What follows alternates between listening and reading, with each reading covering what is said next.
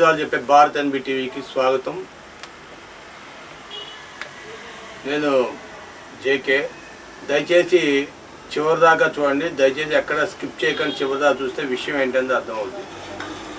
ప్రతి ఒక్కరు పెట్రోల్ బంక్కి వెళ్తారు, వెళ్ళి పెట్రోల్ కొట్టమని చెప్తారు. కానీ 500, 200, 300, 400 ఒక అమౌంట్ కొట్టేయమని చెప్పేస్తారు. ఇది రెగ్యులర్గా ప్రతి ఒక్కరు కొట్టించుకుండేది. దీనివల్ల పెద్దగా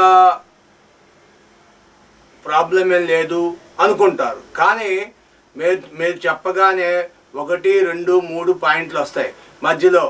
అక్కడి నుండి సరాసరి 6, 5, 6, 7 వస్తాయి, 8 వస్తాయి, 9 మధ్యలో ఎగిరిపోద్ది, 10 వచ్చేస్తుంది. ఇలా చేయడం వల్ల గన్ను మిస్గైడ్ చేసి వాళ్ళు ఆల్రెడీ మీకు చెప్పిన 0 చూసుకోమని చెప్తారు. కానీ 0 చూసుకోమని చెప్పకముందే వాళ్ళు గన్ను నొక్కేటప్పుడు ఒక్కొక్కడు గన్ను స్పెషల్గా 2-3 సార్లు నొక్కుతుంటాడు.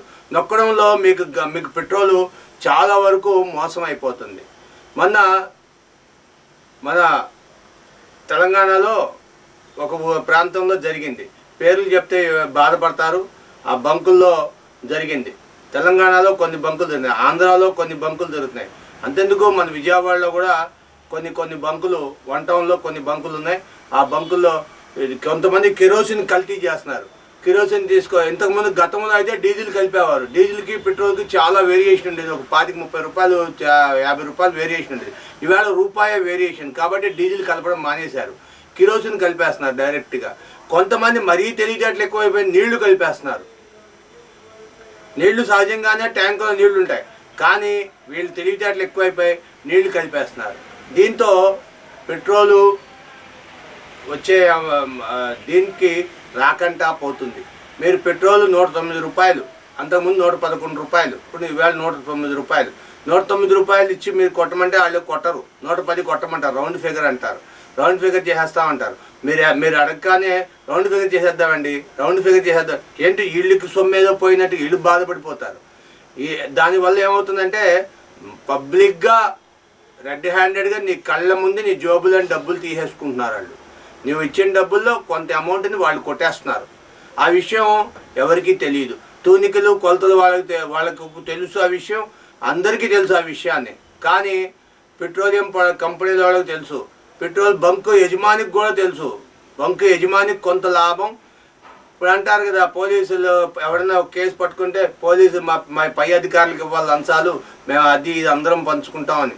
అదే తరహాలో పెట్రోల్ బంకు ఓనరే చేస్తుంటాడు కొన్ని తరహాల్లో, కొన్ని సమయాల్లో బంకు ఓనరు వీళ్ళు ఇద్దరు కలిసి చేస్తుంటారు. దీనివల్ల పబ్లిక్ చాలా నష్టపోతున్నారు. కాబట్టి మీరు ఎప్పుడు కూడా పెట్రోలు ఒక ఆర్డ్ కొట్టించుకోండి, ఒకే అంకి కొట్టించవద్దు. 106 రూపాయలు, 115 రూపాయలు, 114 రూపాయలు. రూపాయి పోతే పోయింది, పెట్రోల్ కొట్టేవాడు రూపాయి తీసుకొని చేసినాడు. కానీ మీకు పెట్రోలు కరెక్ట్గా వస్తుంది. మీకు ఆడికి రూపాయి పోతుందని చూసుకుంటున్నారు. మీకు 50 ml దగ్గరనే 100 ml దాకా మీకు పెట్రోల్ మోసం చేసేస్తున్నారు. 1 పాయింట్ అంటే 100 ml. అలాంటి దీంట్లో చూసుకుంటే 2 పాయింట్స్ ఎగిరిపోయిన 200 ml ఎగిరిపోతుంది. మీకు అది గమనించుకోవాలి. మీరు వాడు రూపాయి పోతే పోయింది, కానీ 114 రూపాయలు కొట్టించుకోండి, 530 రూపాయలు 35 రూపాయలు కొట్టించుకోండి, 520 రూపాయలు, 540 రూపాయలు రౌండ్ ఫిగర్ కొట్టించొద్దు, 545 రూపాయలు కొట్టించండి. కొట్టిస్తే వాడికి ఆ 45 రూపాయలకు ఫీడ్ అయి ఉండదు. ఎందుకంటే 500 ఫీడ్ అయిపోద్ది, కానీ 45 ఫీడ్ అవ్వదు, 40 ఫీడ్ అవుద్ది. అలాగా చేయడం వల్ల బంకు యజమానులు బాగుపడుతున్నారు. పెట్రోల్ మైలేజ్ రావట్లేదు, బండి మైలేజ్ రావట్లేదు అనుకుంటాం. మైలేజ్ రాకపోవడం కాదు, పెట్రోల్ కొలతే కల్తీ, పెట్రోల్లో కల్తీ. మీరు రోడ్ల మీద పెట్రోల్ కొంటారు, ఎక్కడన్నా బండి ఆగిపోయింది అని చెప్పి. బండిలో పెట్రోల్ ఉంటే ఏమవుతుందండి, జోబులో డబ్బులు లేకపోతే ఇబ్బంది అవ్వదు. కానీ బండిలో పెట్రోల్ లేకపోతే మధ్యలో ఆగిపోతారు. మీరు వెళ్ళాల్సిన ప్రయాణం గమ్యాన్ని చేరకంట మీరు మధ్యలో ఆగిపోతారు. కాబట్టి జోబులో డబ్బులు ఉన్నా లేకపోయినా అవసరం ఉన్నంత వరకు ఉంచుకొని మిగతా డబ్బులు పెట్రోల్ కొట్టించుకోండి. పెట్రోల్ కొట్టించుకోవడం వల్ల మీకు చాలా సేపు చాలా లాభాలు ఉన్నాయి. చాలామంది ఏం చేస్తారు, కార్లో కూర్చొని స్టైల్గా పెట్రోల్ కొట్టే అంటారు. ఫుల్ ట్యాంక్ హాఫ్ ట్యాంక్ అంటారు. వాడు అంతకు ముందు కొట్టింది ఒక 5 లీటర్లు కొట్టాడు అనుకోండి, 5 లీటర్లు జీరో చేయకుండా అక్కడిని కంటిన్యూ చేస్తాడు. ఎవడో కొంతమంది తెలివితేటలు చూపించి అలా చేస్తారు, కొంతమంది జీరో చూపిస్తారు. జీరో చూపించినా సరే కల్తీ జరుగుతుంది. కాబట్టి మీరు దగ్గరుండి జాగ్రత్తగా చూసుకొని కొట్టించుకుంటే పెట్రోల్ చాలా మేలు, సేఫ్ అవుతారు. దీనివల్ల మీరు బంకులు ఎంచుకొని కొన్ని ప్రభుత్వ బంకులు ఉన్నాయి కొన్ని ప్రదేశాల్లో, ఆ బంకుల్లో అయితే కూడా మోసం జరుగుతుంది అంటున్నారు.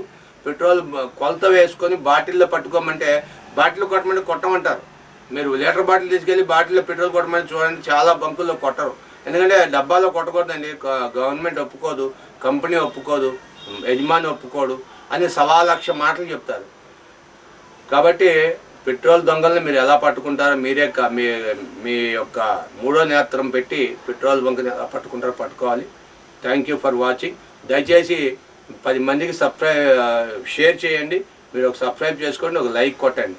దాని ద్వారా మరిన్ని నేను మీకు వీడియోలు చేసి మరిన్ని నిజాలు చెప్పగలను. Thank you for watching our channel. Thank you.